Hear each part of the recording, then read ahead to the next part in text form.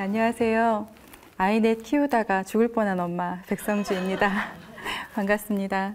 어떠세요? 아이들 때문에 고생 많으시죠? 네, 제가 이제 아이들 키울 때 무인도에서 살아남기, 빙하에서 살아남기 이런 시리즈가 굉장히 유행이었었는데요. 그 세계 그 어느 나라보다도 아이들 키우기가 만만치 않다고 하는 이 대한민국에서 정말 아이들을 위해 늘 고전분투하시는 어머님들을 뵙게 돼서 정말 반갑습니다. 이제 저의 이야기는 이렇게 성공이나 자랑할 만한 이야기라기보다는요, 고생하고 실패한 그런 이야기가 될 것 같아요. 한번 들어봐 주세요. 먼저 사남매 소개를 잠깐 하도록 하겠습니다. 그 사람들의 이 두개골의 뼈는 원래 여러 조각으로 되어 있는데요. 저희 첫째 소근이는 그 중에 이제 두세 조각이 좀 부족합니다. 그래서 그 뇌가 머리 바깥으로 이렇게 돌출이 되어 있어서요. 그 동반되는 장애가 굉장히 복잡하고 또 배움도 매우 천천히 한 딸입니다. 최근에 사회복지과를 졸업했습니다. 이제 둘째는 그 몸이 굉장히 불편한 누나 바로 미치기도 했고 또 장남이기도 했고 또 성격이 굉장히 내성적이고 자처해서 어려운 일들을 이렇게 하는 생각이 많았던 아이라서요. 마음이 좀 많이 아픈 아이였어요. 현재 대한민국 육군 제대를 하고 컴퓨터공학과 3학년에 재학 중에 있습니다. 셋째는 믿을 신자를 써서 이렇게 믿음의 아이처럼 좀 든든해라 이렇게 했는데 키워보니까 신바람 신자인 아이더라고요. 현재 철학과 2학년을 졸업하고 이제 대한민국 공군 입대를 앞두고 있습니다. 이제 저희 막내 지근이는 놀기 전교 1등입니다. 어찌나 노는 스케일이 대단한지 내일 지구가 멸망한다고 해도 억울할 게 없는, 공부는 당연히 뒤에서부터 세는 게 빠르겠죠. 지금 현재 전문대학교 식품공학과 1학년에 재학 중입니다. 이제 소근이를 출산을 하고 나서 그 장애가 너무 심해서요. 이제 남편하고 우리 이제 더 이상 아이를 더 이상 낳지 말고 소근이 하나 잘 키우자 이렇게 약속을 했어요. 그런데 이제 제가 어느 날 그 아이를 더 이상 낳을 수도 없고 또 가질 수도 없다라고 하는 진단을 받게 되었습니다. 그때가 제가 27살 때였는데요. 그러면 아들 하나 낳게 해달라고 기도하자 이렇게 해서 둘째를 또 셋째를 또 넷째까지 낳게 되었습니다. 소근이가 이제 병원에서 이렇게 입원하고 퇴원하고 이런 것들을 수없이 반복하다 보니까는요, 슬픈 일이 생기면 정말 주체할 수 없이 슬프더라고요. 근데 또 이렇게 기쁜 일이 생기잖아요. 그러면 그것보다 더 슬펐습니다. 그래서 이제 둘째, 셋째를 키우면서 웃지를 못하겠더라고요. 근데 이제 어떻게 이렇게 말로 설명드리기는 좀 어렵지만 제가 이 막내를 임신했다는 순간, 그 사실을 안 순간에 갑자기 세상이 달라 보이는 거예요. 이 세상이 막 환해지는 그런 느낌이었습니다. 장애를 갖고 살아갈 누나를 좀 도와주라고 이렇게 튼튼한 새 남동생을 주신 것 같아요. 이렇게 삶은 이렇게 계산적으로만 되는 것이 아니고 모든 삶은 이렇게 각자의 의미와 역할이 있는 것 같습니다. 그런데 해도 해도 잘 모르는 게 엄마더라고요. 해도 해도 잘 안 되는 게 엄마고요. 할수록 더 어려워지는 게 엄마더라고요. 이제 제가 이 딸의 이야기를 이렇게 들려드리는 것은 이제 소근이만큼 굉장히 어려운 환경에서도 학업을 진행하는 것이 정말 얼마나 의미 있는 일인지, 그리고 또 그 과정 속에서 그 소근이가 얼마나 자신의 삶을 애정 있게 갖고 왔는지 그것들 좀 말씀드려서 소근이보다 훨씬 환경이 좋은 우리 친구들은 이것보다 더 잘할 수 있다라고 하는 걸 좀 들려드리고 싶어서예요. 이제 소근이는 뇌가 이렇게 살갗으로만 덮여 있어서 이렇게 넘어져도 안 되고 목에 물려서도 안 되고 어디에 부딪혀서도 안 되었어요. 그런데 무엇보다도 힘들었던 것은 제가 이런 장애를 본 적이 없었던 거였어요. 그래서 몹시 두려웠습니다. 그런데 이제 소근이는 반면 고집이 이만저만 센 게 아니었어요. 이 집념이 정말 강한 아이였습니다.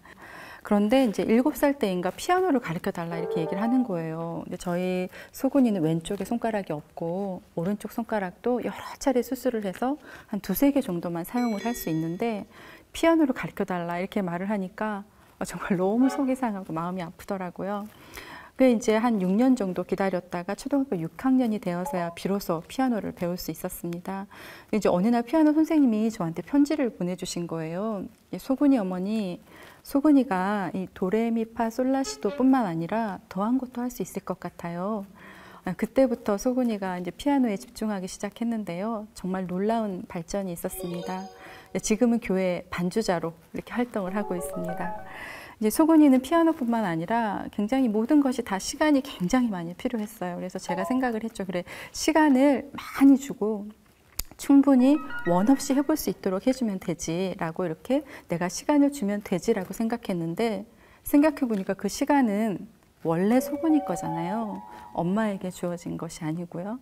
그래서 소근이 방식대로 소근이가 원하는 만큼 그 시간을 쓸 수 있도록 해주는 것이 참 중요했다, 이렇게 생각이 됩니다. 이제 소근이 그 공부 과정을 보면서 이제 때로는 대충 혹은 건너서 또 이렇게 돌아서 갈 수도 있다 하는 것을 알게 되었는데요. 이제 교육이라고 하는 것은 이 출발선이 어디이든지 간에 그 다양한 배움이 일어날 수 있도록 끝없이 시도하고, 혹 실패하더라도 다시 일어날 수 있도록 기회를 제공하고, 또 그 실패를 넘어서는 실험을 포기하지 않는 것이다, 이렇게 생각을 갖게 되었어요. 그래서 제가 이제 둘째한테는 엄청 잘했겠죠. 네, 여러분이 무엇을 상상하시든지 그 이상으로 아이를 괴롭혔습니다.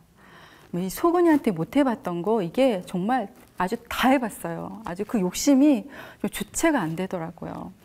국영수? 이건 말할 것도 없겠죠. 운동도 잘해야 되잖아요. 수영을 보냅니다. 태권을 막 보냅니다. 예술도 잘해야 되잖아요. 플룻을 보냅니다. 국악교실을 막 보냅니다. 여기서 멈추면 이제 좀 프로가 아니잖아요. 인문학도 또 해야 되잖아요. 막 나다, 수윤어, 제 욕심의 끝은 정말 한도 끝도 없더라고요. 그 욕심이 버려지지가 않는 거예요.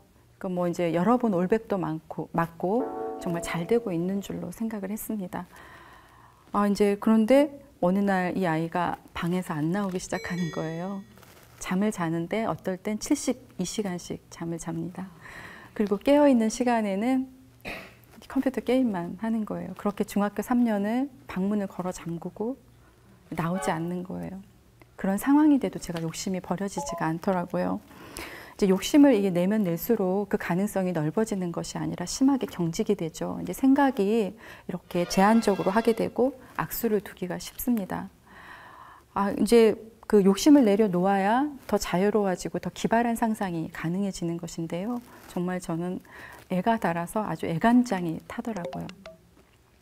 이제 그러던 어느 날 저희 아이의 죽음이 너무나 현실적으로 다가왔어요.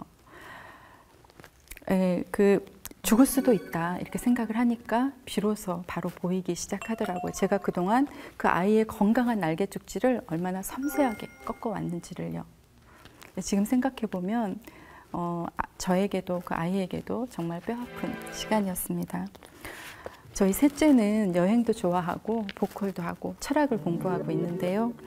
입시 그 경쟁 구조만 해소된다고 하면 이 공교육 현장은 그 어느 곳보다도 정말 많은 가능성이 있는 곳이다, 이렇게 생각을 하고 있습니다.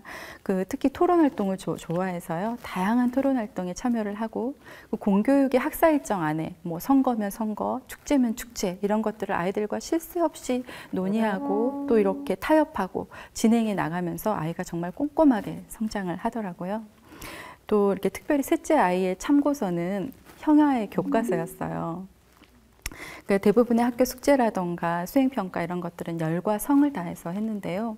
그러나 또 납득이 되지 않는 건 절대로 하지를 않더라고요. 예를 들면 이제 봉사 시간을 채워야 되는데 이렇게 시간 때우기식으로 이렇게 형식적으로 하는 거 자기는 할 수 없다, 이렇게 얘기를 하고, 그래서 자기가 결정하고 자기가 알아서 하도록 이렇게 해준 경우인데요.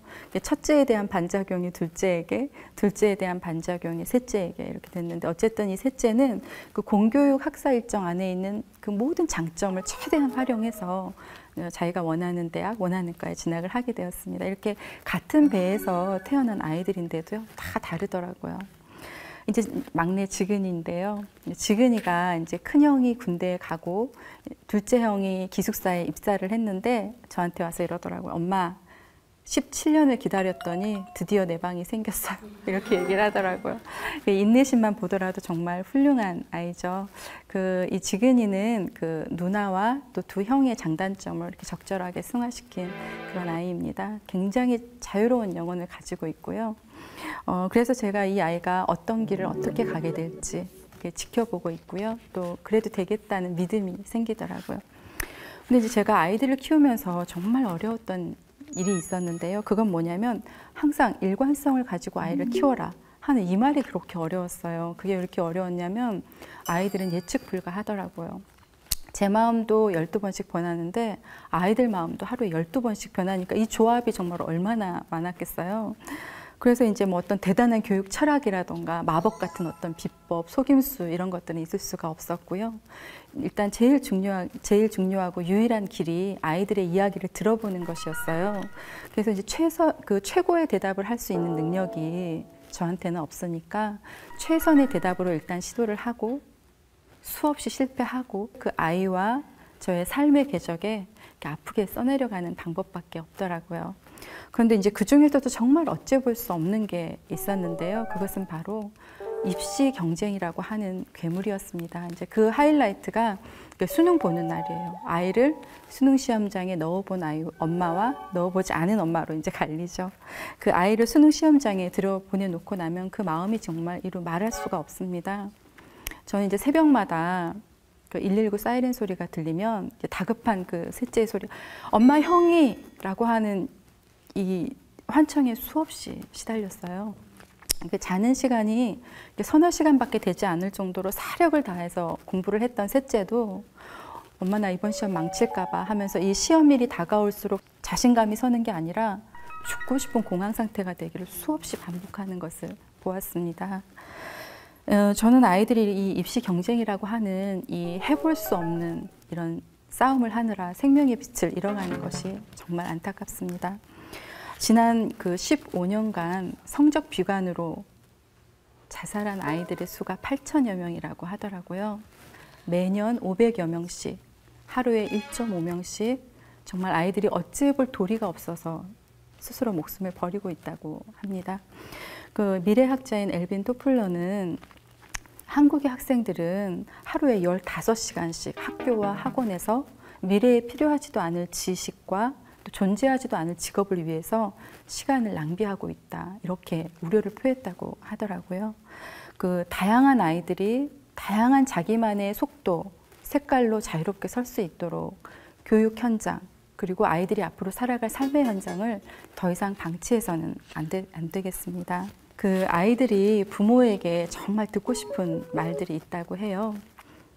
오늘도 많이 힘들었지? 수고했어. 잘했어. 괜찮아, 괜찮아. 그 정도면 충분해. 그래, 잘했어. 아주 잘했어. 그래, 맞아. 네 말이 맞아. 아니, 걱정하지 마. 엄마도 네 나이 때 그런 실수 숱하게 했어. 어떠세요? 여러분도 듣고 싶은 이야기 아니세요? 네. 제가 이제 이 아이들의 이야기를 어느 자리에서도 이렇게 하는 것이 쉽지가 않은데요. 왜냐하면 내일 일을 알 수 없는 게 자식 일이기 때문입니다.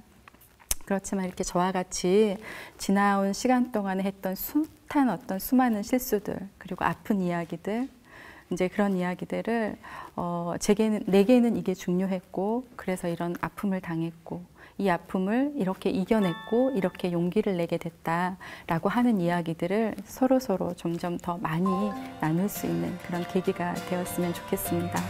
감사합니다.